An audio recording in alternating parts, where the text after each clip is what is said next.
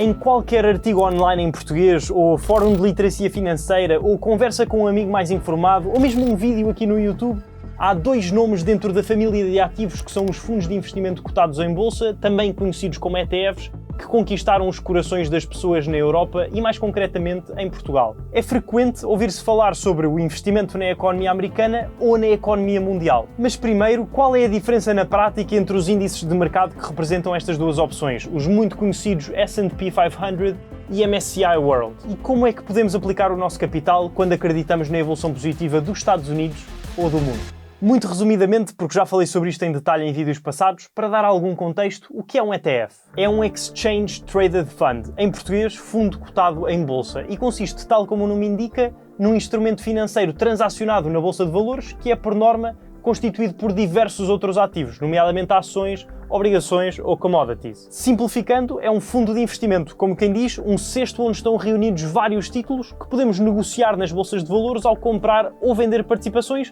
que acabam por incluir uma pequena fração de todos os constituintes do cesto. Estes ETFs são dos veículos de investimento mais populares dos últimos anos. A prova tangível disso é o valor investido nestes ativos a um nível global, que, de acordo com dados apresentados pela PwC, quase triplicou entre 2016 e 2021, passando de 3.400 milhões de dólares para mais de 10 mil milhões em apenas 5 anos. Segundo a BlackRock, esta tendência crescente está longe de terminar e estima-se que o marco dos 14 mil milhões seja atingido já no final do próximo ano. Enquanto investidores particulares, podemos investir neles através de intermediários financeiros, como é o caso de bancos ou corretoras. Uma das opções pelas quais podemos optar é a Trading 212, o patrocinador deste vídeo, que tem uma interface intuitiva, de muito fácil navegação para quem está a começar, e que permite a compra e venda de milhares de ETFs sem pagar comissões de transação. Se quiserem criar conta por lá e ainda ganhar uma ação com um valor até 100 euros de forma 100% gratuita, podem seguir o primeiro link na descrição, fazer o download da app, colocar alguns dos vossos dados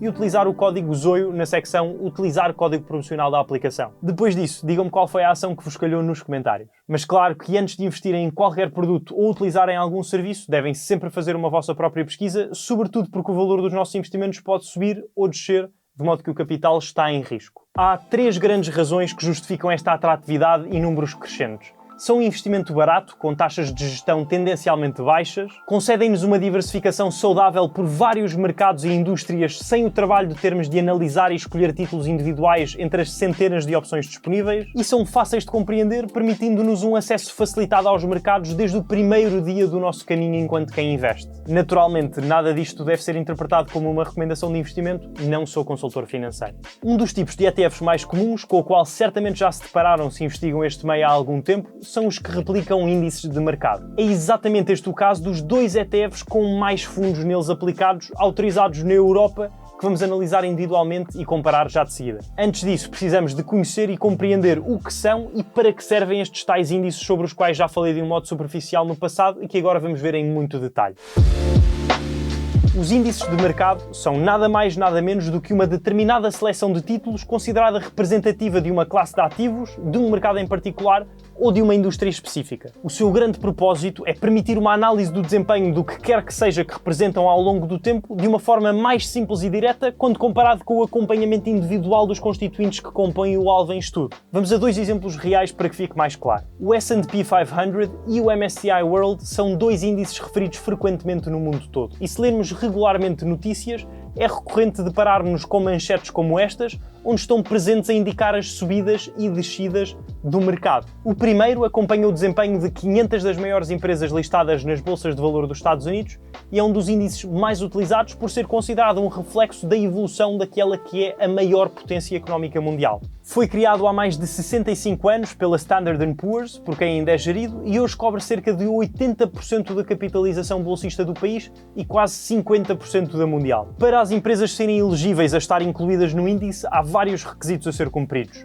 Têm de estar cotadas em bolsas americanas, ter uma capitalização de mercado em free float, ou seja, um número de ações em circulação multiplicado pelo seu preço de pelo menos 14.500 milhões de dólares, apresentar viabilidade financeira com receitas positivas num determinado período, liquidez com no mínimo 250 mil transações nos 6 meses precedentes ao momento da avaliação e vários outros critérios mais técnicos. Quanto à definição do peso de cada título neste índice, o método utilizado para o estabelecer é o da capitalização de mercado em free float ponderada. Na prática, as que têm um tamanho maior vão ter um maior peso e, consequentemente, uma maior influência na subida ou descida do valor do referencial. Ora, existindo todos estes critérios e havendo alguma fluidez nos mercados, está implícito que tem de haver entradas, saídas e redimensionamentos de representatividade na lista. Esta é uma análise que ocorre 4 vezes por ano, em março, junho, setembro e dezembro, segundo o método que acabámos de falar. Na mais recente, que aconteceu há 2 meses, as novas adições foram o Airbnb e a Blackstone, cujas ações, após o anúncio de entrada no benchmark, valorizaram 5% e 4,1% respectivamente, de acordo com dados da Reuters. Estas duas empresas passaram a fazer parte das múltiplas corporações de inúmeros setores a cumprir com as condições e fazem parte de 2 das 3 indústrias claramente vencedoras que formam em conjunto mais de metade do bolo total do S&P 500. A das tecnologias de informação, a financeira e a da saúde. Mais especificamente, os 10 maiores constituintes apresentam juntos um peso de mais de 30% da capitalização total, sendo a entidade com maior impacto a Apple, que sozinha representa 7%. A Microsoft, a Amazon, a Nvidia, as ações de classe A e C da Alphabet, a Tesla, a Meta, a Berkshire Hathaway e a ExxonMobil são os outros 9 títulos pertencentes ao top 10. O segundo, o MSCI World, é um índice de ações que tem como objetivo retratar o desempenho do mercado acionista mundial, lançado em 1986 pela MSCI, ou Morgan Stanley Capital International, uma das principais referências no que a benchmarks diz respeito, segundo a Morningstar e a Bloomberg. Na sua composição estão corporações de grande capitalização, com mais de 10 mil milhões de dólares, e média capitalização entre 2 e 10 mil milhões em 23 países de mercados desenvolvidos, incluindo, à data de 29 de setembro deste ano, 1.510 títulos que cobrem aproximadamente 85% da capitalização bolsista em circulação em cada um dos países considerados. Isto reflete-se, como seria de esperar, no peso que cada nação tem no referencial. As ações das empresas dos Estados Unidos são as que apresentam um peso mais significativo, cerca de 70%, seguindo-se o Japão, com 6,21%, o Reino Unido, com 4,15%, França, com 3,26% e o Canadá, com 3,2%. As restantes, onde se encontra Portugal, refletem juntas cerca de 13,47%. A título de curiosidade, as empresas portuguesas que podemos encontrar na lista são a EDP, a Galp, a Jerónimo Martins e a EDP Renováveis. Já quanto à distribuição por setores, é muito similar à do S&P 500, com a tecnologia, a indústria financeira e a saúde a representarem quase 50%, e apesar do top 10 ter uma cota total no índice ligeiramente inferior, de 20,12% ao invés de 30%, os constituintes são exatamente os mesmos, com exceção da Berkshire Hathaway, que neste pódio é substituída pelo United Health Group. Devo deixar claro que toda esta informação que acabei de descrever está correta à data de gravação, mas pode entretanto ter variado. No fundo, as grandes diferenças entre ambos são 2. O número de componentes, 503 num e 1510 noutro, e o foco geográfico, que no primeiro é 100% dos Estados Unidos, no segundo, apesar de haver uma grande exposição à economia americana, tem também 22 outras potências que influenciam o seu comportamento. Um dos maiores, se não o maior equívoco que vejo, seja em comentários, mensagens privadas ou mesmo em vídeos de outros criadores de conteúdo americanos ou mesmo nacionais, é de que é possível investir nestes índices. Aliás, atira a primeira pedra quem nunca ouviu falar em investir no S&P 500. Só que isto não é possível. Não conseguimos aplicar o nosso capital diretamente em qualquer um destes ou outros benchmarks porque não são produtos de investimento em si. Onde podemos sim alocar fundos é nos tais ETFs de que falámos no início, passivamente geridos pela maioria do seu funcionamento depender de automatizações, e cuja composição é precisamente uma réplica dos títulos presentes nestes indicadores de referência. Tanto no caso do S&P 500 como do MSCI World, existem inúmeros ETFs por onde escolher que, de acordo com o Just ETF, são pelo menos 22 para cada um deles. No entanto, há 2 em particular que são muito conhecidos por serem os ETFs com mais capital em si investido na Europa. O iShares Core S&P 500, com à volta de 57 mil milhões de euros em ativos no seu portfólio, e o iShares Core MSCI World, com mais de 52 mil milhões de euros. São os 2 disponibilizados e geridos pela iShares, uma marca de gestão de ativos da BlackRock, e estes em particular, com este volume todo, são ambos acumulativos. O que isto significa é que em vez de distribuírem os dividendos pagos pelas empresas a quem em si investe, voltam a aplicar tudo no próprio fundo, reforçando assim as suas participações. Quanto ao tipo de seleção dos ativos em si presentes, os dois seguem uma metodologia ligeiramente diferente. O primeiro faz a chamada replicação total, fazendo constar em si todos os constituintes do S&P 500. O segundo faz uma replicação parcial através de uma técnica de nome sampling, incluindo apenas uma amostra da totalidade dos títulos, selecionada pela iShares de acordo com modelos quantitativos avançados, que acaba por ser uma abordagem mais prática quando os índices a ser replicados têm muitos constituintes, como é o caso do MSCI World. Para vermos a informação oficial de cada um deles, podemos abrir a aplicação da Trading 212,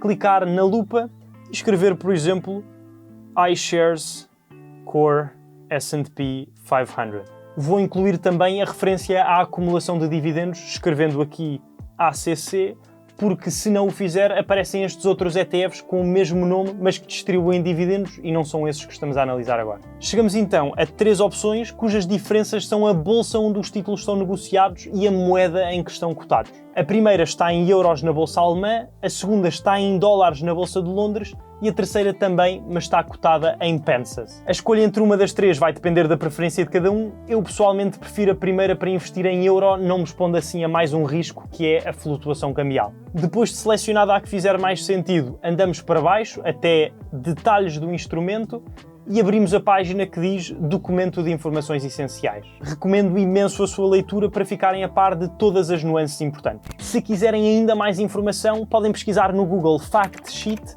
mais o ticker do ativo, ou seja, Fact Sheet SXR8 para o S&P 500, Fact Sheet IWDA para o MSCI World. Estas fichas são atualizadas frequentemente e têm uma data de conteúdo a explorar, como o Total Expense Ratio, ou TER, que representa o custo anual de gestão e operação destes fundos, a taxa de retorno histórica, apesar de não ser indicativa de performance futura do ETF, entre vários outros. No final do dia, não há respostas certas. É pegar nos dados que temos de um e de outro, compará-los e perceber conscientemente qual é que se enquadra melhor naqueles que são os nossos próprios objetivos. Podemos concluir que aquilo que nos faz sentido é a aquisição dos 2 títulos, só de um porque consideram que há uma sobreposição grande, de nenhum porque há uma diversificação superior à que estão à procura. Lá está, é uma escolha individual. Se quiserem conhecer outros ETFs, em particular um que segue um índice de empresas no setor das energias renováveis, onde também está incluída a portuguesa EDP, recomendo que vejam de seguida este vídeo. Por hoje é tudo, subscrevam o canal para mais vídeos sobre imobiliário, dinheiro e finanças pessoais sem bullshit. Desejo-vos tudo bom, um abraço e até à próxima semana.